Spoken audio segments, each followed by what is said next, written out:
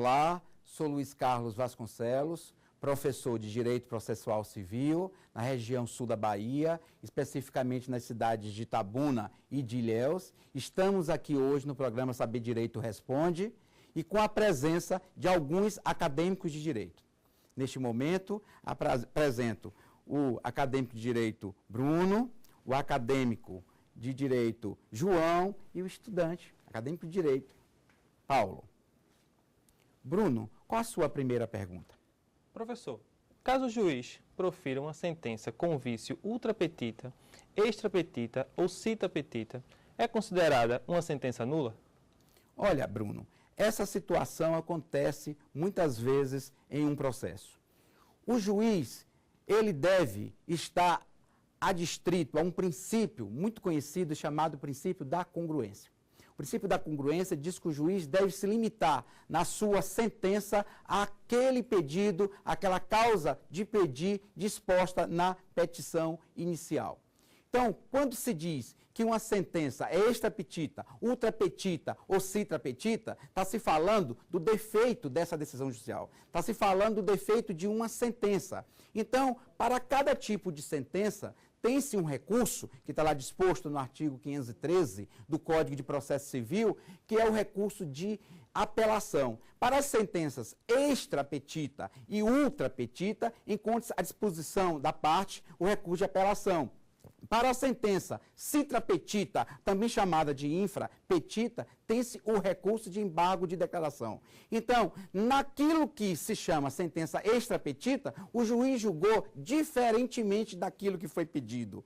Ultrapetita, o juiz, além de se manifestar sobre um pedido, ele se arvorou, ele exagerou, ele deu à parte mais alguma coisa. Então, essa parte que foi diferente, essa parte que foi além, tem-se aí um recurso de apelação. Na primeira situação, sentença extrapetita, vai se pedir a nulidade de tudo.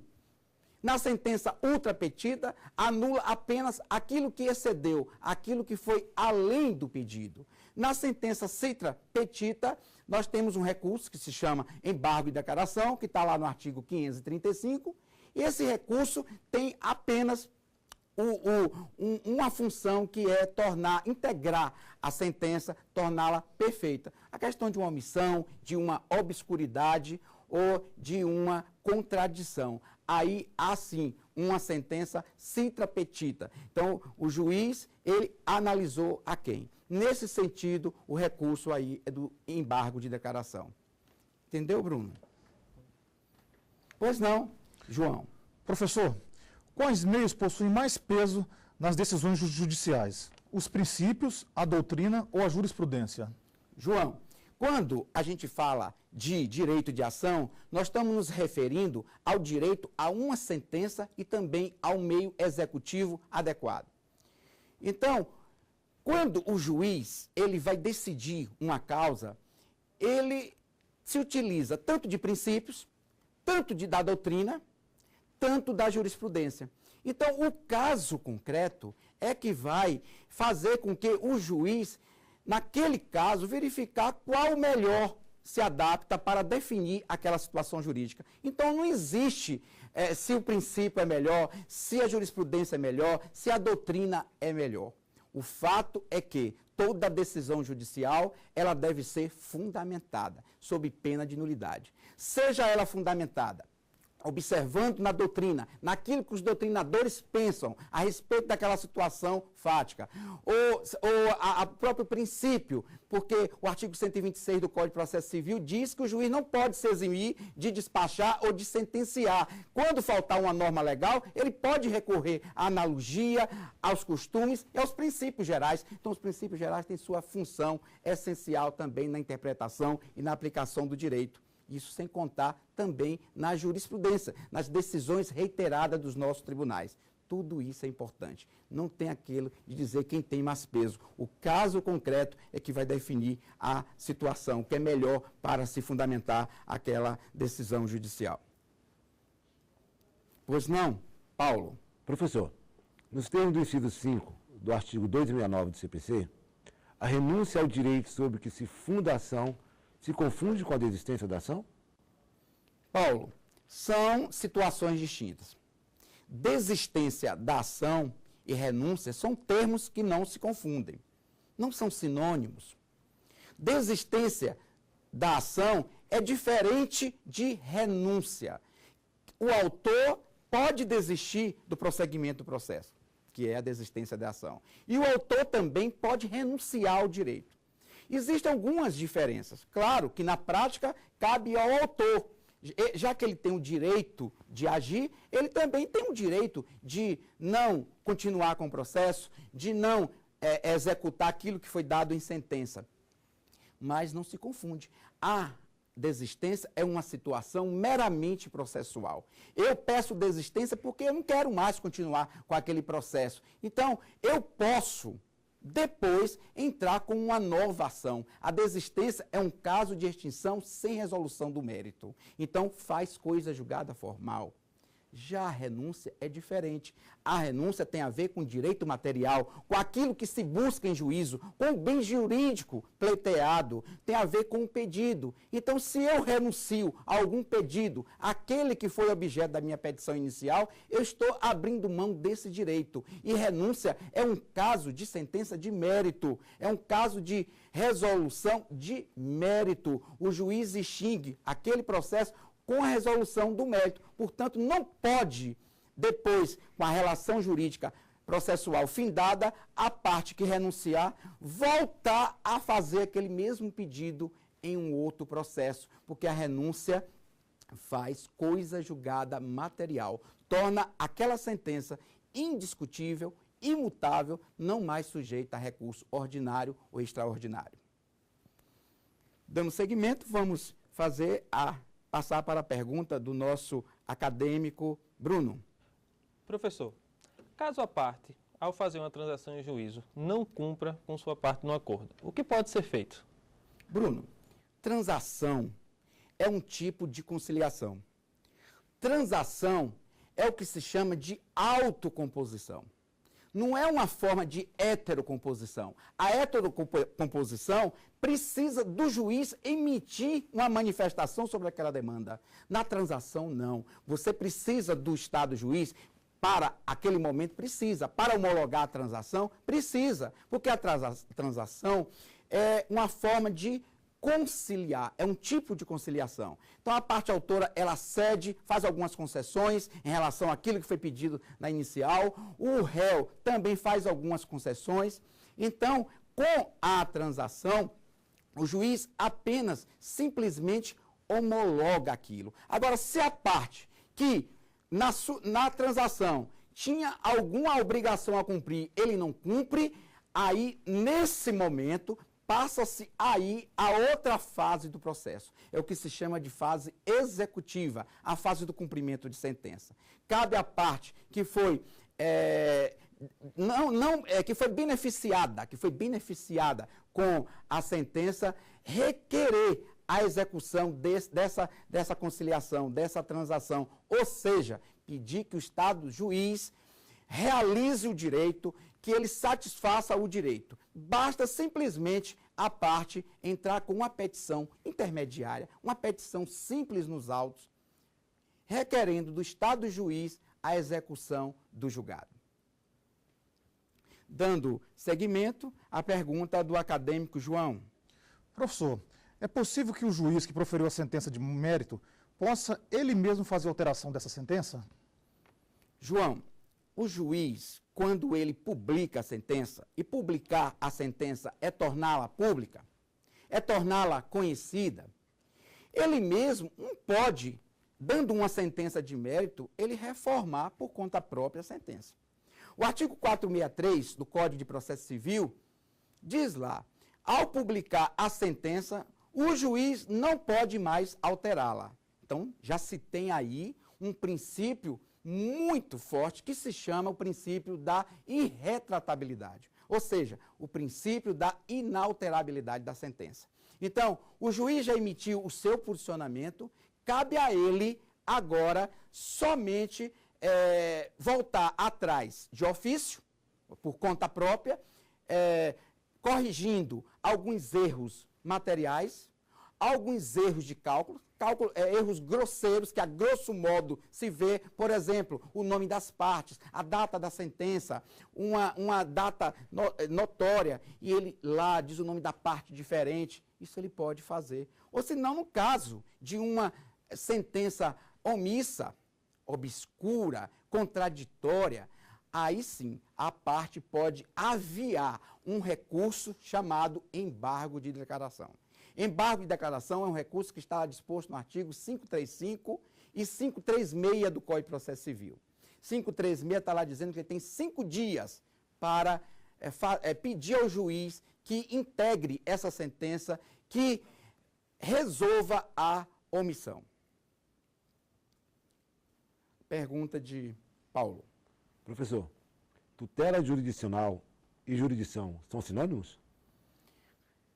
Em princípio, já digo que não. Tutela jurisdicional é uma coisa, jurisdição é outra. A tutela jurisdicional, ela está dentro do ofício de julgar. A jurisdição é a função do poder judiciário, é dada a ele julgar. Então, o que é jurisdição? É o poder, dever do juiz de dizer o direito no caso concreto. Que caso concreto? Aquele que é levado pela parte autora numa petição inicial que invoca a proteção do Estado. Então, no momento, desde o início do processo, desde o momento em que aquela petição inicial é distribuída, forma-se aí o processo e até o seu final o Estado está prestando a jurisdição. É função dele. Agora, no momento em que ele, ao definir o direito, dizendo a quem pertence o direito, quem tem a razão, nesse momento, ele está dando ganho de causa a alguma parte. No momento em que a parte ganha, eu posso dizer que aquela situação carecedora de tutela, ela teve a tutela jurisdicional. Então, jurisdição tem a ver com o dever do Estado de prestar a jurisdição, seu ofício de julgar, que está lá no artigo 5º, inciso 35 da Constituição Federal, do início até o fim. A lei não excluirá da apreciação do Poder Judiciário qualquer lesão ou ameaça de direito. É o princípio da inafastabilidade do controle jurisdicional. É o direito à jurisdição. Tutelando esse direito, dizendo a quem pertence o direito, quem tem razão, nesse momento há uma situação de tutela jurisdicional. Vamos encerrar esse primeiro bloco e retornaremos em instante.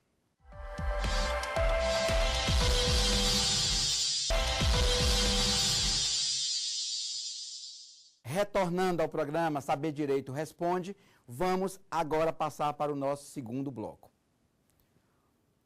Bruno, pode fazer a sua pergunta. Professor, qual a diferença entre direito de ação e ação?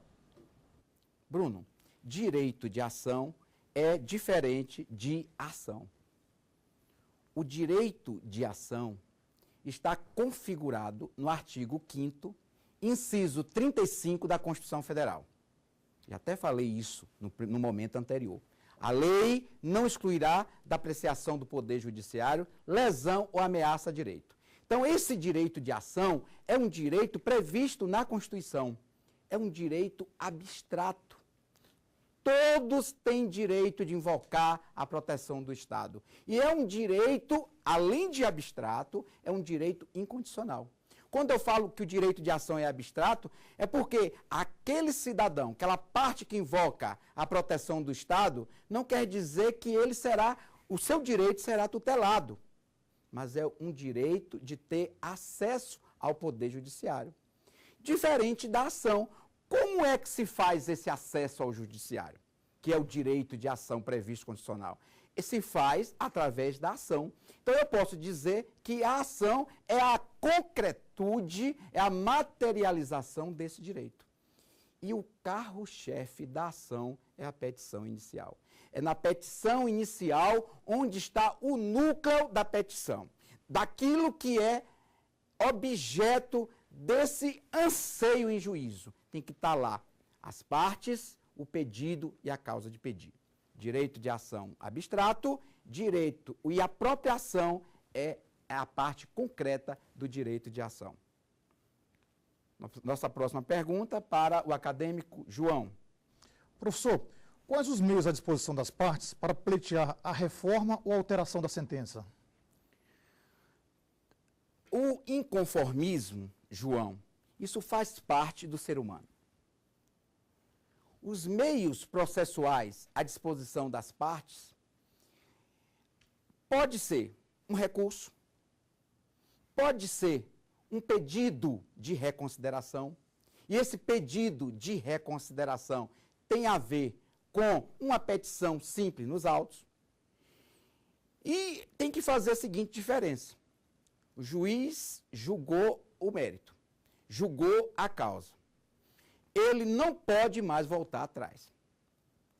O máximo que ele pode fazer ou é corrigir um erro de cálculo, ou é corrigir um erro material, ou em alguma omissão, contradição ou obscuridade, por meio do recurso de embargo e declaração, ele fazer essa alteração. Ou no caso também, ele próprio reformar a sentença que indeferiu a petição inicial, lá do artigo 296. Então, a parte pode também entrar com recurso de apelação no caso de indeferimento de uma petição inicial. E aí sim, aquele mesmo juiz que deu a sentença, ele pode voltar atrás. Agora, quando se deu a sentença de mérito, a parte inconformada, ele pode ajuizar um recurso. E aí, o artigo 513 do CPC diz lá que das sentenças de mérito ou sentenças não de mérito, cabe o recurso de apelação. E aí já se acaba ali a função do juiz de primeiro grau, porque esse recurso de apelação, em regra, sentença de mérito, ele é apreciado pelo tribunal, pelo juízo de segundo grau. Passamos agora para a pergunta de Paulo. Professor, dentro dos princípios infraconstitucionais, no que consistem os princípios da verdade real e verdade formal? Paulo, quando se fala em verdade, parece que todos proclamam que tem que se buscar a verdade nos autos. Claro, a verdade tem que transparecer. Agora, não existe uma verdade absoluta. O que se busca nos autos é uma verdade o mais real possível. O juízo, o juiz, ele faz em todos os processos um juízo de verossimilhança, porque muitas vezes ele deve se contentar com aquilo que está nos autos. Então, a busca da verdade real já se falou muito tempo que isso é mais no processo penal. A busca da verdade formal tem-se no processo civil. Não podemos mais admitir isso. A verdade é uma só. A verdade tem a ver com justiça, resultado útil do processo. Então, a verdade que deve ser buscada nos autos é a verdade real, a verdade mais próxima do que se chama de absoluto. O que é a verdade formal, então, é aquela verdade onde o juiz ele se contenta com o que está nos autos. Ou seja, não se pode mais admitir um juiz se contentar, um juiz passivo. Hoje o juiz ele precisa ter uma atuação mais ativa. Para isso que tem lá no artigo 130 do Código de Processo Civil, que o juiz de ofício ou a requerimento da parte pode deferir ou indeferir provas, principalmente indeferir aquelas provas protelatórias. Mas chega um determinado momento que não tem como resolver o mérito da forma como se busca. Ou seja, o juiz fez de tudo, as partes fizeram de tudo, mas a verdade não apareceu de forma completa. Aí o juiz tem que realmente julgar com aquilo que consta dos autos. Aí é o que se fala de verdade formal. Professor, a falta de pressuposto processual sempre irá gerar a extinção do processo? Em princípio, a resposta é negativa. Nem sempre a falta de pressuposto processual gerará a extinção do processo. O juiz, na sua cognição, no seu conhecimento ali das alegações do processo, tanto pela parte autora como pela parte ré, ele só pode enfrentar o mérito se antes passar por uma fase preliminar. E essa fase preliminar tem a ver com a análise do juiz, dos pressupostos processuais e das condições da ação. Pressupostos processuais podem ser de existência e pressupostos processuais de validade. Também eu costumo chamar de requisito de validade processual. Então, nós temos algumas situações, como, por exemplo, um juízo incompetente, absolutamente incompetente, um juiz impedido. Tudo isso está dentro do que se chama de requisito de validade processual. E nem sempre gerará extinção do processo. Quando se detectar ali a presença de um juiz impedido ou de um juiz absolutamente incompetente, o processo não será extinto. O processo será visto, será repassado para o substituto legal ali do juiz. Ou seja, encaminhará os autos para o seu substituto legal e não vai gerar ali extinção do processo. Até porque o novo juiz, quando receber esses autos, ele pode até mandar repetir os atos processuais já feitos naquele processo. João, sua próxima pergunta. Professor, qual o efeito quando o STF declara inconstitucional uma lei que já foi objeto de uma coisa julgada, onde já se formou a coisa julgada material, considerando-se o artigo 475-L do Código de Processo Civil? João, essa é uma questão muito tormentosa. Por que tormentosa? Porque a segurança jurídica é um princípio básico. As relações jurídicas, elas devem se tornar estáveis. E a estabilidade se dá com a segurança jurídica. Então, imagine uma situação aqui proposta pelo acadêmico João. Ele disse que uma coisa que já foi julgada, quer dizer, um processo onde já houve uma sentença, já houve uma manifestação jurisdicional, já houve uma resposta do Estado sobre aquele litígio, já se acertou, já se conferiu certeza a uma relação jurídica, já se passou pela fase recursal, em um determinado momento, essa sentença transita em julgado. Ou seja, transitou em julgado materialmente. Ou melhor, fez-se coisa julgada material. A parte beneficiada por isso, ela até já festejou esse ganho de causa. Imagine essa situação já no momento da execução do julgado, o STF considerar uma lei inconstitucional e essa lei foi dita como fundamentação daquela decisão anterior. Aí sim, cabe uma defesa na execução. O executado vai trazer uma peça processual que se chama impugnação, e nessa impugnação ele vai arguir a inconstitucionalidade dessa lei, que o STF declarou como inconstitucional fora do mundo jurídico. Ou seja, como ficará a situação daquele que teve uma sentença favorável à sua pessoa? Como é que o juiz vai decidir? Essa decisão do Supremo Tribunal Federal, que tornou inconstitucional, acredito que ele deve definir quais são as situações jurídicas, a partir de que momento, ou seja, terá o efeito erga omnes contra todos, terá uma lei considerada inconstitucional contra todos. Todos devem respeitar. Mas e aquelas situações já constituídas, que já houve uma coisa julgada material? Então, penso que o STF deve sim contornar essa situação, dizendo a partir de quando essa lei é considerada inconstitucional, porque senão pode trazer alguns prejuízos para a sociedade. Paulo, sua próxima pergunta. Professor, toda decisão fundada no artigo 269 do Código de Processo Civil tem aptidão para extinguir o processo? Paulo, essa pergunta é interessante, porque com a edição da Lei 11.232 de 2005, houve uma alteração no conceito de sentença. O artigo 162, parágrafo 1º, com essa Lei 11.232 de 2005, falou lá que sentença é o ato do juiz que implica algumas das situações previstas no artigo 267, que é aquele artigo que fala sobre sentenças sem exame do mérito, e as sentenças do artigo 269, que é aquela que fala de sentenças quando há resolução do mérito. Mas toda situação prevista no artigo 267, o artigo 269, pode ser considerada sentença? Claro que não.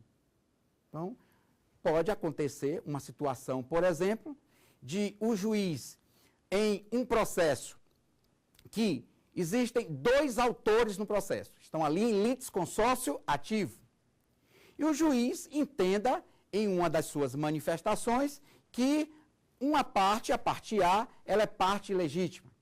Olha, considerando que ilegitimidade de parte é falta de condição da ação, o juiz teria que extinguir o processo sem resolver o mérito. Mas necessariamente não precisa se utilizar de uma sentença.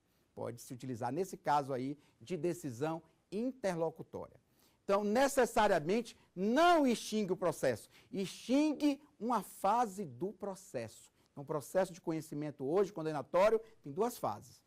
A fase cognitiva, que se encerra com a formação do título judicial, e a fase executiva, que é a fase do cumprimento de sentença, e é tudo dentro de um mesmo processo. Então, necessariamente, não se extingue o processo.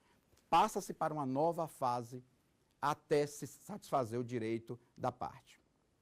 Neste momento, agradeço a participação dos acadêmicos aqui de Direito, Bruno, João e o Paulo, e me despeço aqui de todos no programa Saber Direito Responde. Estou à disposição de todos, agradeço imensamente por essa oportunidade de estar aqui partilhando conhecimento com todos. Qualquer dúvida, qualquer esclarecimento, pode passar um e-mail para o programa que nós vamos responder. Então, de coração, muito obrigado. Tem dúvida sobre o assunto? Mande um e-mail para nós, saberdireito@stf.jus.br. Você também pode estudar pela internet, acessando www.tvjustiça.jus.br.